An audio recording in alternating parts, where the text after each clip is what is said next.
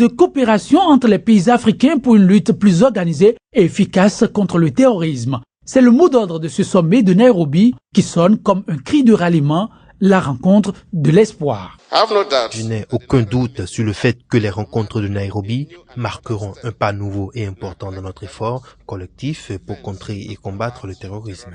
Le terrorisme et le crime organisé sont devenus monnaie courante, ne laissant quasiment plus de choix aux dirigeants africains condamnés à une étroite collaboration, une synergie d'action. Vous serez d'accord pour dire que le terrorisme mondial est devenu intrinsèquement lié à d'autres formes de criminalité internationale, ce qui inclut le trafic de drogue, le braconnage, le blanchiment d'argent et par conséquent aggrave la menace sur notre continent. Et c'est à dessein que pour ce sommet, l'Union africaine a porté son choix sur Nairobi. Le choix de Nairobi comme lieu pour ce rassemblement est hautement symbolique. C'est une expression de la solidarité de notre union avec le Kenya et son peuple qui doit affronter la montée du terrorisme face aux activités d'Al-Shabaab. Nous n'oublierons pas cet acte choquant que fut l'attaque du Westgate qui a marqué cette ville il y a tout juste un an. Ce sommet s'est ouvert quelques heures seulement après une frappe aérienne menée par les États-Unis en Somalie contre les principaux chefs des islamistes Shabaab, l'un des groupes armés les plus actifs en Afrique. Sont attendus à cette réunion internationale d'Abuja avec leur homologue nigérian, les ministres des Affaires étrangères du Bénin, du Cameroun, du Tchad et du Niger, à leur côté des représentants américains, français, britanniques, chinois, canadiens ainsi que ceux de l'ONU, de l'Union africaine, de la CEDEAO et de l'Organisation de la coopération islamique. Cette réunion d'une journée vise à faire le point sur la mise en œuvre des mesures décidées lors des précédentes réunions qui se sont tenues dans la lignée du sommet de Paris en mai, notamment l'aide internationale pour combattre l'insurrection de Boko Haram, selon un communiqué du ministère des Affaires étrangères nigérien. À la suite du sommet de Paris, les Occidentaux avaient annoncé l'envoi de spécialistes de renseignement et d'avions espions au Nigeria, mais selon des sources diplomatiques, la coopération est restée au point mort. À cette rencontre d'Abuja, il sera question de la raviver. De fait, au Nigeria, l'armée semble incapable d'enrayer toute seule la progression de Boko Haram qui, après des années d'action de guérilla et d'attentats, affronte désormais de manière conventionnelle les militaires qu'il va falloir équiper et acquérir pour la cause. En début de semaine, Boko Haram a une nouvelle fois défié les forces de défense en attaquant la cité stratégique de Barma, deuxième ville de l'état de Borno. La ville serait ensuite tombée entre leurs mains. Information que l'armée et les autorités nigérianes continuent de démentir. La réunion a souligné la nécessité de lutter efficacement contre les sources de financement et d'armement de Boko Haram. Elle appelle à une plus grande coopération de la communauté internationale pour faciliter le suivi de ces sources en vue de mettre un terme à ces pratiques et à toute forme de transfert illégal d'armes et de munitions. Aussi, appelle-t-elle à l'application stricte des sanctions des Nations Unies et d'autres sanctions internationales contre les groupes terroristes, en particulier Boko Haram. Les participants ont noté avec regret que les filles de Chibok, malgré les efforts du Nigeria et des partenaires internationaux, sont encore en captivité. Ils ont alors réaffirmé la nécessité de se mobiliser pour mettre fin à leur captivité. Ils ont en outre appelé à un soutien général pour mettre fin aux violences sexuelles. Pour les responsables de la ville, cette opération de déguerpissement a pour objectif d'aménager les lieux suite aux pluies diluviennes qui s'étaient abattues en juin et juillet dernier sur la Côte d'Ivoire et qui ont tué 39 personnes, principalement dans la capitale économique Abidjan. L'un des habitants de ce bidonville a fait état de 6 blessés parmi ses compagnons durant la confrontation, ce que n'ont pas confirmé les autorités. Aucun blessé n'est à déplorer côté police et gendarmerie, selon plusieurs sources de sécurité. Les pelleteuses venues détruire les maisons installées à flanc de colline et dans les zones inondables de la commune d'Atiékoubé ont fait face à une résistance des jeunes du quartier. Aux pierres lancées, une quarantaine de policiers et de gendarmes ripostaient par des jets de gaz lacrymogène. Ils sont venus dire aux gens hier de ramasser les affaires. Aujourd'hui, qu'ils vont venir à 6h du matin pour venir casser le coin. Casser le coin. Mais où allaient tous ces peuples-là? tout ce monde, où ils vont aller? Ça fait 10 ans on est ici. Donc si Dieu nous fait ça, nous n'avons pas beaucoup d'argent. Où nous allons aller? Il y a des gens qui ont fait sortir les barrages. Les camions qui doivent venir chercher pour aller là, ils n'ont pas. Ils sont en train de casser un barrage des gens. C'est là, on veut qu'ils nous aillent. Madame, la télé de mon petit frère ici, ils ont cassé. Sa maison, ils ont cassé. Maintenant, comment on va faire? Ce n'est pas une opération punitive, elle a été planifiée. Il y a une sensibilisation et des mesures d'accompagnement, a réagi le maire d'Atiékoubé, Paulin Dao, qualifiant les protestataires de délinquants irresponsables. Le but essentiel de cette opération est de protéger les vies humaines parce qu'il y a eu trop de morts lors des pluies diluviennes, a ajouté M. Dao, promettant une poursuite de la campagne avec force et vigueur.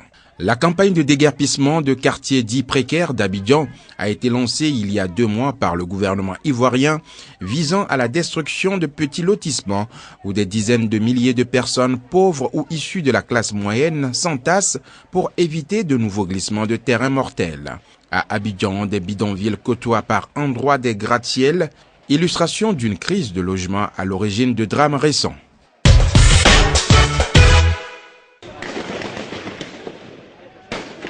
L'attaque survient au lendemain de l'annonce par les forces de l'Union africaine en Somalie à mi-somme de la reconquête de la localité de Boulomarer, un bastion des Chebab dans le sud du pays dans le cadre d'une nouvelle offensive menée par les forces somaliennes baptisée Opération Océan Indien. Hasard du calendrier ou calcul politique, l'attaque de ce dimanche contre les renseignements somaliens intervient après une réunion de la semaine dernière à Nairobi où des chefs des services de renseignement des pays africains ont préparé une conférence de l'Union africaine qui s'ouvre ce mardi dans la capitale kenyane, précisément consacré à la lutte contre le djihadisme africain, dont les Chebab sont l'un des groupes les plus actifs. Selon la police et les témoins, l'attaque de ce dimanche a été marquée par l'explosion d'une voiture piégée devant le Centre national des renseignements, suivi par un raid d'hommes portant des uniformes de l'armée somalienne.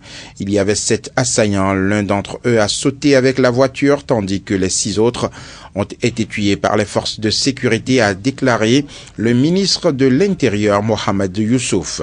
Un porte-parole des Chebab, Abdelaziz Abou Moussab, a confirmé que des insurgés islamistes avaient mené l'attaque de ce qu'il a qualifié de centre de torture. Les bâtiments des services de renseignement qui abritent une prison de haute sécurité sont situés près de la Villa Somalia, le vaste complexe fortifié dans lequel se trouve le palais du président Hassan Sheikh Mohamud.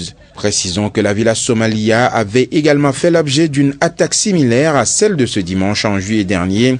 Les Chebab avaient mené un assaut contre le palais présidentiel, pénétrant à l'intérieur avant de se faire exploser. L'AMISOM avait annoncé samedi avoir libéré Boulomarer, ville située à quelques 160 km à l'ouest de Mogadiscio. Cette localité était une base importante des Chebab.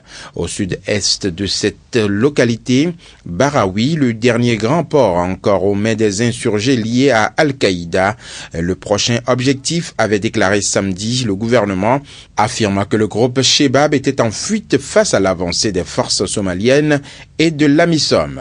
Ce port d'où les islamistes exportent du charbon de bois vers les pays du Golfe est crucial pour les finances de ce groupe armé chassé militairement de Mogadiscio, puis de la plupart de ces bastions depuis août 2011.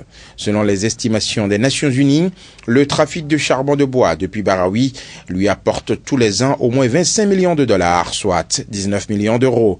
Des sources sécuritaires avaient indiqué récemment que l'offensive contre Baraoui était prévue pour début septembre. Selon les responsables militaires et politiques, l'opération Océan Indien lancée ce vendredi vise à s'emparer des positions que les Chebab détiennent encore dans le sud. Les États-Unis ont mené dans la nuit de lundi à mardi en Somalie une frappe aérienne visant le chef suprême des islamistes Chebab, Ahmed Abdi Godan. Mais le sort de celui-ci reste jusque-là inconnu. La zone visée était un important repère des Chebab et un camp d'entraînement pour leurs kamikazes. Les Chebab ont subi de lourdes pertes pendant l'attaque. Nous ne sommes pas en mesure de fournir de plus amples détails tant que nous n'obtiendrons pas d'informations supplémentaires sur le nombre exact de morts. Mais ce que je sais, c'est que la cible était la direction des Chebab.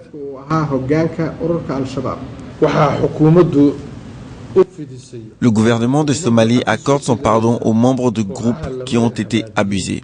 Ils peuvent se rendre dans un délai de 45 jours, mais quiconque s'oppose à cette offre sera considéré comme un criminel et traduit en justice. Les insurgés de leur côté ont refusé d'aborder le sort de Godane ou d'éventuelles pertes. Ils accusent les Américains de répandre des rumeurs sur une mort éventuelle du chef des Chebab. À 37 ans, Godane est l'une des 10 personnalités les plus recherchées pour terrorisme par les États-Unis, qui ont mis sa tête à prix pour 7 millions de dollars. Le Premier ministre Thomas Taban a demandé l'intervention de la communauté de développement de l'Afrique australe au Lesotho à travers une force de paix. C'est ce qu'a révélé ce lundi l'un de ses conseillers présents à Pretoria, aux côtés du chef du gouvernement, qui affirme avoir été évincé samedi par un coup d'État militaire.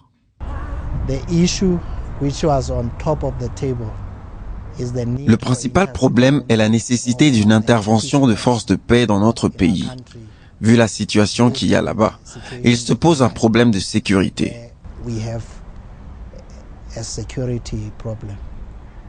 En tant que Premier ministre du Lesotho, et vu ce qui se passe dans le pays, il voit le besoin d'une intervention. C'est pour cela qu'il a demandé.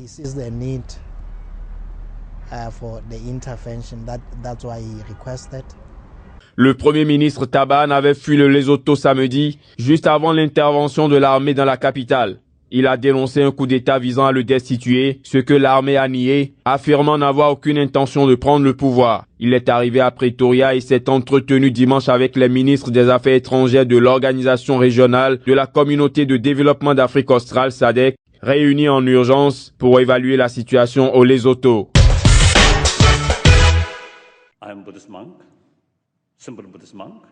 L'histoire serait-elle tristement en train de se répéter au pays de Nelson Mandela pour le chef spirituel tibétain? Tout porte à le croire. Au dire d'une des porte-paroles du Dalai Lama, le chef spirituel tibétain ne serait pas éligible cette année pour l'obtention de visa en Afrique du Sud. Les autorités s'y seraient opposées. La nouvelle à peine rendue publique, la réaction du gouvernement ne s'est pas fait attendre. Par voie de presse et sur réseaux sociaux, un démenti formel a été apporté. Au nom du gouvernement, le porte-parole du ministère sud-africain des Affaires étrangères a nié qu'un refus a été opposé. L'ambassade en Inde, a-t-il mentionné, a reçu une demande de visa du Dalai Lama et la demande est déjà traitée selon la procédure. Il n'y a donc pas de refus. En 2011, une vive polémique avait déjà éclaté lorsque Pretoria avait refusé au Dalai Lama un visa pour participer aux fêtes du 80e anniversaire de Desmond Tutu. Le visa présentement en cause devait permettre au Dalai Lama de participer en octobre au Cap à un sommet mondial des prix Nobel de la paix. Le leader spirituel tibétain, lui-même prix Nobel de la paix, est considéré par Pékin comme un dangereux séparatiste. Faisant partie avec la Chine du groupe des BRICS, l'Afrique du Sud tient à ses bonnes relations avec Pékin, d'où ses incessants remous.